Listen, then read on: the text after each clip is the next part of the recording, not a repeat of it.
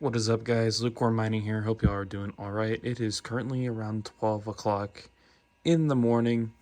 I usually come out here after I get my little one down, play a couple games with the boys, and then hop on these Z15s and start knocking them out until early in the morning.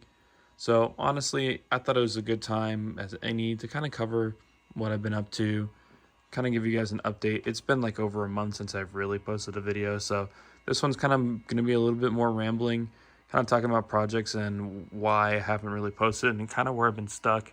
So first things first, obviously those are my CMP cards down there. They're on my Xeon rig right now. They're currently off and not running.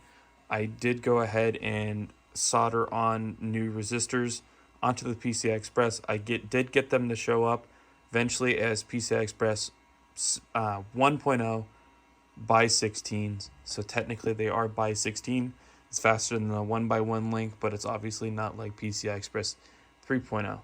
So part of the reason I think that's happening is because they have ID resistors on the dies for the CMP cards. Unlike AMD, they lock down the cores even from B grade CMP versus A grade V100s and Titan V cards. So honestly, I wanted to post a video about this and show you guys it was working, but unfortunately, for some reason, the card now doesn't really register even on HiveOS or Windows. It does show up once I put on modified drivers, but then I get a CUDA error, so I can't even use the card.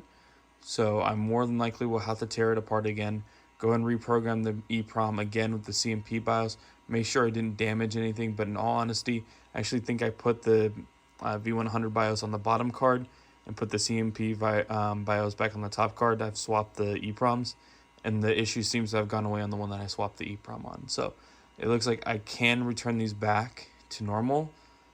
They'll still have technically 16x performance on the PCI Express, but you won't see that in HiveOS or anything besides maybe Windows, because the card will not recognize, at least in HiveOS, that it has a 16x slot. Because what that does is it actually pulls up like a kernel for the specific card or something like that. I'm talking on my ass a little bit there, but basically it won't let you do it.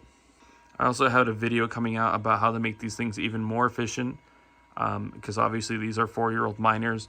There is something that I can do to get about 10 to 20% more efficiency out of these things, but it's like hit or miss, and sometimes it works and sometimes it doesn't.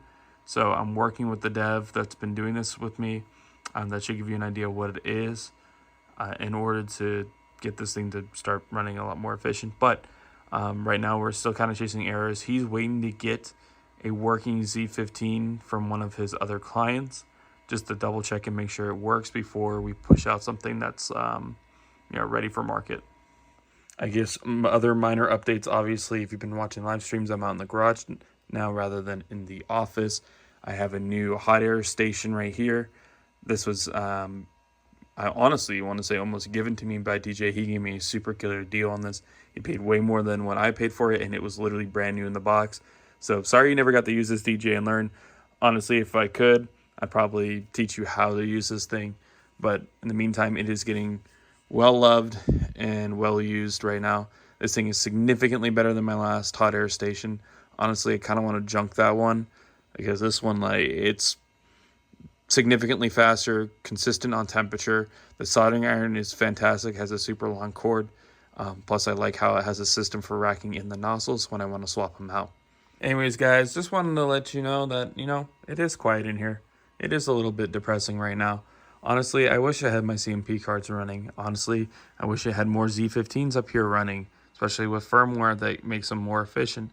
But honestly, right now, the market's down. I think everyone's kind of feeling it right now. So honestly, I'm hoping for something to happen next couple of days or weeks or months here.